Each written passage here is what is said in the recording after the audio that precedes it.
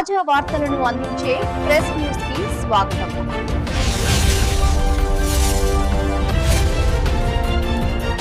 వరంగల్ జిల్లా నరసంపేటలో బీసీజేఏసీ జిల్లా vice chairman Kadari Suresh Yadav ఆధ్వర్యంలో నిర్వహించిన బీసీజేఏసీ మౌన దీక్ష కార్యక్రమానికి బీసీజేఏసీ వరంగల్ జిల్లా చైర్మన్ జ్యాగాల శ్రీనివాస్ ముదిరాజ్ హాజరయ్యారు.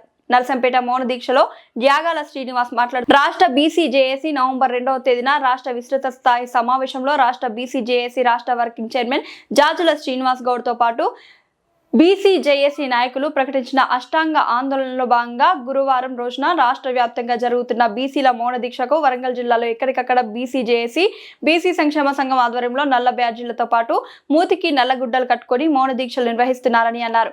జనాభా 56% ఉన్న బీసీలకు విద్యా ఉద్యోగ స్థానిక సంస్థల ఎన్నికల్లో 42% రిజర్వేషన్లు కల్పించేందుకు కేంద్ర ప్రభుత్వం వెంటనే రాజ్యాంగ సవరణ చేయాలని జాగల శ్రీనివాస్ డిమాండ్ చేశారు. జనాభాలో 10% కూడా లేని అగ్రవర్ణాలకు ఈ డబ్ల్యూఎస్ పేరుతో ఎలా ఇచ్చారని, జనాభాలో సగభాగానికి పైగా ఉన్న బీసీలకు మాత్రం జనాభా దామాషా ప్రకారం రిజర్వేషన్లు కల్పించకుండా అగ్రవర్ణ పార్టీలకు జెండాలు మోసే కార్యకర్తలుగా ఓట్లు వేయించుకునే యంత్రాలుగానే వాడుకుంటున్నారని అన్నారు.